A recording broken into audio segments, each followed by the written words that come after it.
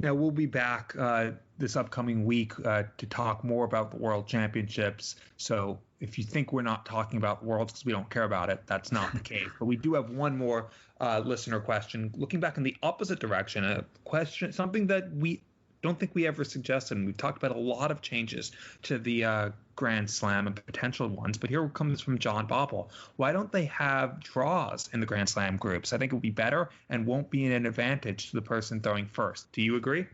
I think it's a very good question, and shout out to John as well. He's going to be a first-time listener of the show. He said he's going to have a listen tomorrow, so we are answering his question for him.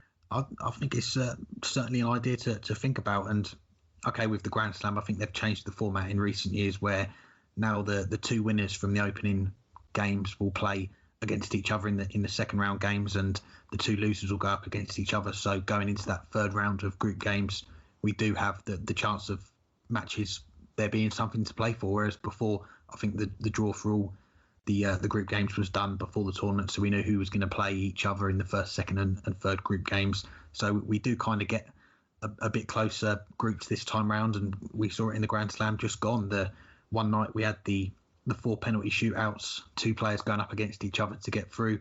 The winners go through, and then the other night we had the goal differential night where we saw two players with one win from their 3 games go through. But putting a draw into the equation, yeah, why not? I don't see why they couldn't do that. It's an extra leg on each game, or if they decide to make it the best of 8 instead of the best of 10, I've got no problem with that either. But putting the draws into it, it will add another dimension.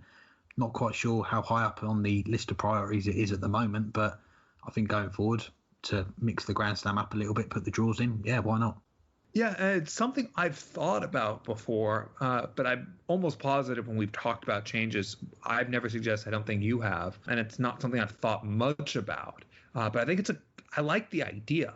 It definitely adds an additional dimension, and it can create a lot of oddities on the final day if players have draws. But maybe you do have to go more like football in that case and have it 3 points for a win, 1 point for a draw. It is now, make it best out of 10 legs, but that draw is there, and it could make a difference.